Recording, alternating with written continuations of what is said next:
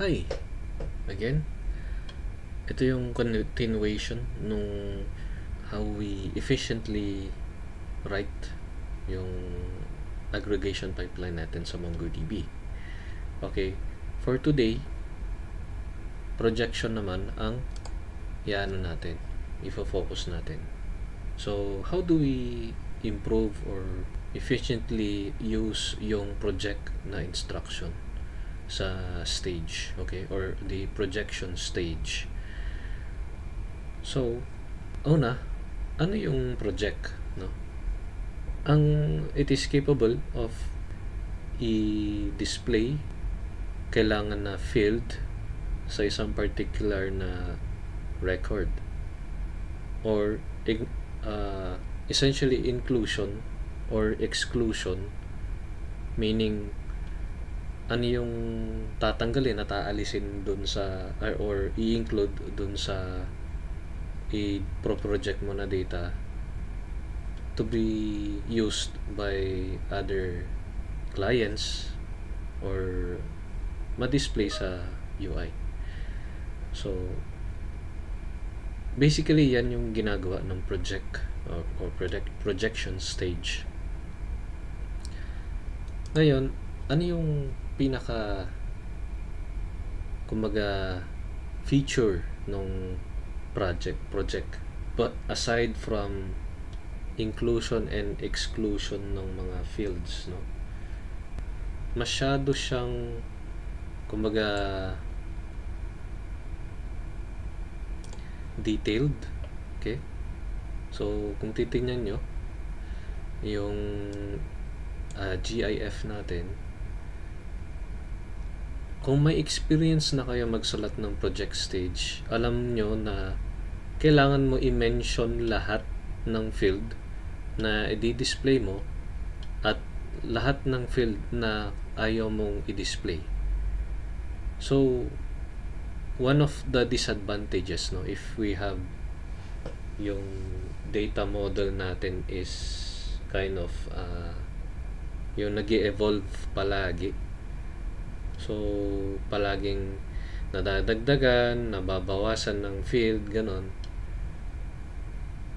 Kailangan mo din i-modify yung projection stage mo every time may changes dun sa collection mo. So that's one of the disadvantages. So kunwari may 100 fields ka, adi ilalagay mo lahat yun, yung karagdagang fields na na nadagdag na bago. Yun yung isang disadvantages niyan. So i-share ko sa inyo guys yung alternative na pwedeng gamitin bukod sa project. Hindi natin iniiwasan yung project, ha. It has its own ways to project things, pero may alternative pa, or the correct way on how we use this. Okay, so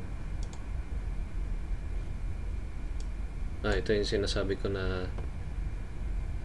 kailangan ituro lahat, kailangan mo i-point lahat yung mga field na kailangan mo display. So okay, tapos na tayo dyan.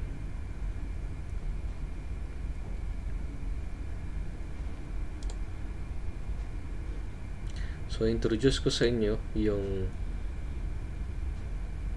set and yung unset stage. So nakikita nyo yung screen ko, no? Ito as usual, meron tayong test data para paglaruan, no? And then kunwari we have a target projection na ganitong structure.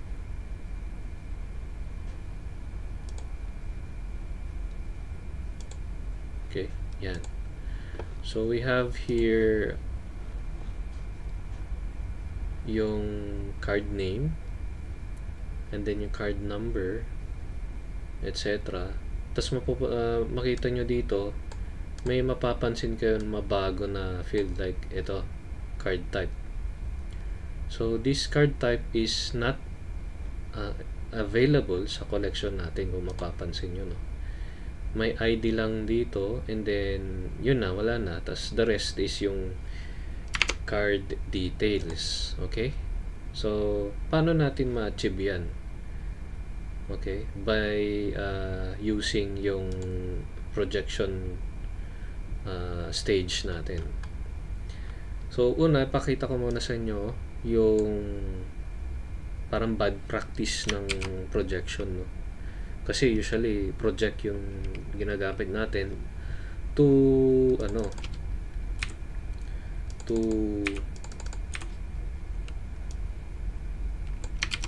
i-filter kumbaga yung ipo-project natin or i-display natin sa na data sa mga clients. So I'm gonna paste yung script na lang. I will not code one by one, no? Line by line. So kung makikita nyo na bago yung data, wait lang, i-comment out ko ulit para makita nyo yung original display. Okay?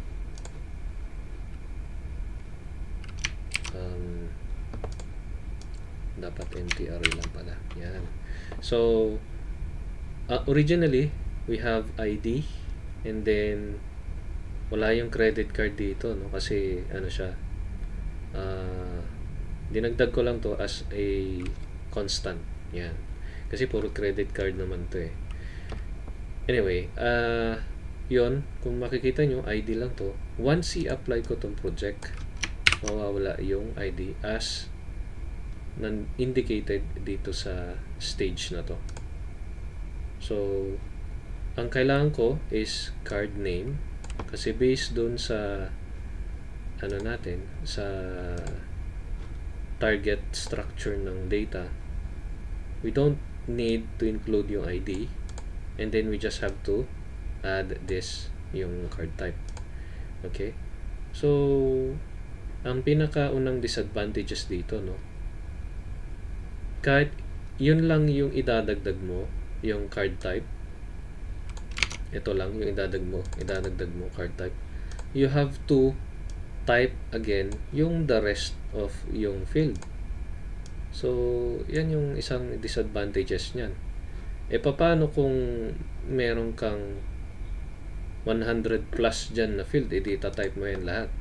So medyo kumbaga tiring siya, no? So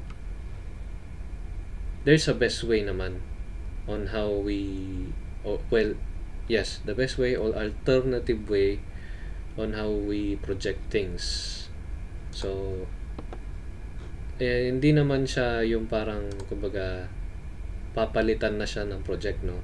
May certain ways on how we use project correctly, pero meron tayong iba pang stage or instructions na mas madali siyang, ma-achieve niya yung same na target data structure pero less effort. Okay? And this one is by using yung tinatawag nating set and unset. So by the way, dalawa yung involved dito na instruction, no? So we have set, which is, kung titignan nyo sa MongoDB documentation ng aggregation pipeline, set is isi-set lang niya yung gusto mong ipakita, and then yung value na gusto mong i-assign doon.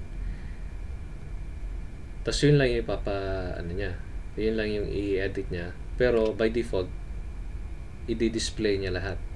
And then unset naman is simply put, remove lang or exclude yung kung anong field na hindi mo kailangan sa display or sa projection. So kung titignan nyo yung difference, ang laking difference. Okay? So versus ito, mas okay ito kaysa dito na isusulat mo lahat. Ito automatic na. Ang kailangan ko lang naman is ito, madagdagan and remove yung ID.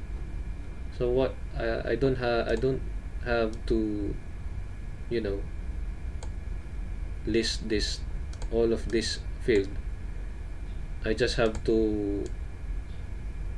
include lang, iset lang siya dito sa display natin. So ayun, di ba mas okay yung ganun. Pagka yung target structure mo talaga is kumbaga hindi siya nalalayo sa original na structure. So kung titignan nyo, andyan pa rin yung let me just comment this out muna. Kung titignan nyo na yung original, halos same pa rin naman siya. May konting modification lang. Wala yung ID, wala yung card type.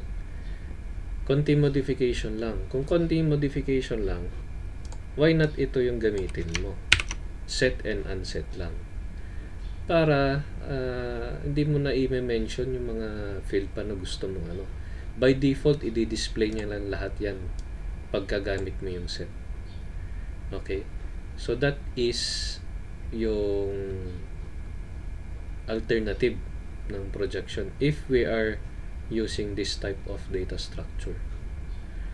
Another data structure naman, ito, i-mention ko na kung kailan mo gagamitin si project. Okay? When will be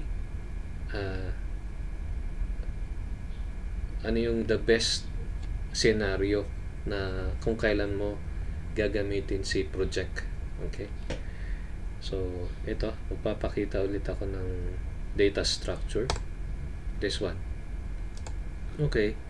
So, kung titignan natin yung data structure natin, parang sobrang layo, no? Sobrang layo yung, let me comment this out again. Sobrang layo nung sa original data, no? Dito sa may target data structure natin.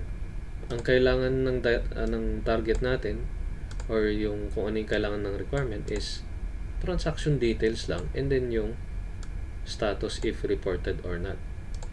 Yun. So ito, i-mention ko muna yung disadvantage ng set and unset. Okay. Kung gagamitin yung set and unset,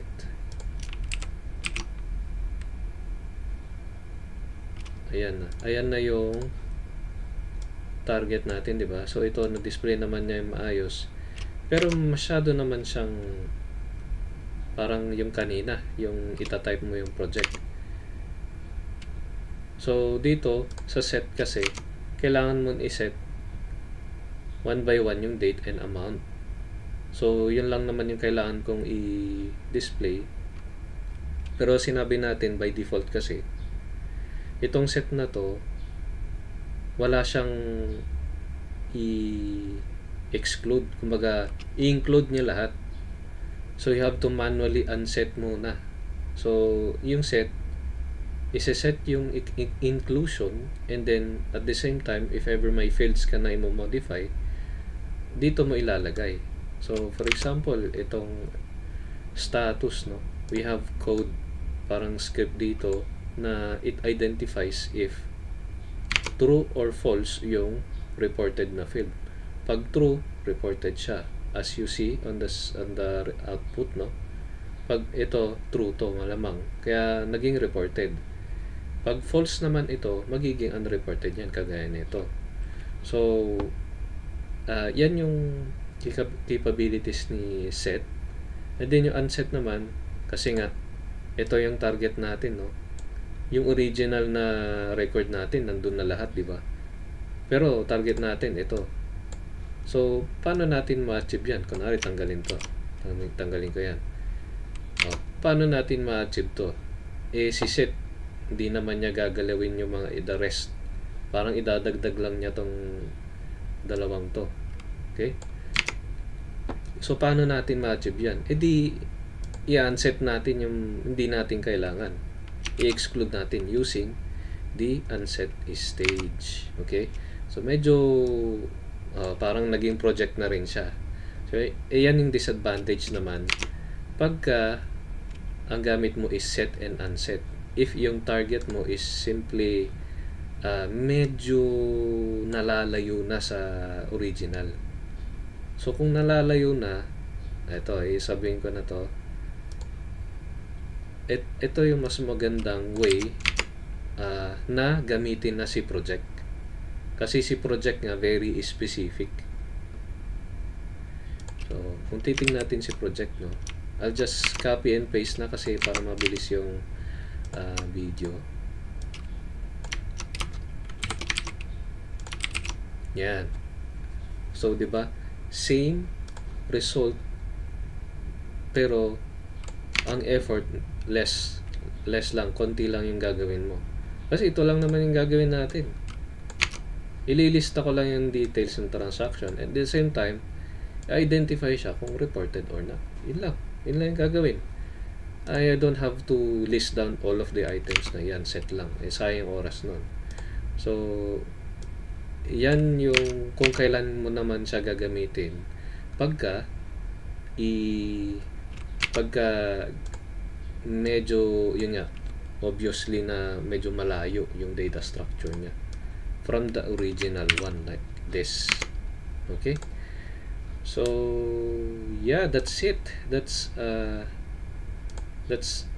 the second one on how we efficiently use MongoDB aggregation. Thank you again for watching. Please leave like, no, and comment out if may natutunan kayo dito sa pag-improve ng aggregation pipeline natin. Ayan. Thank you, and see you sa next na lesson for improving yung aggregation pipelines. Thank you. Bye-bye.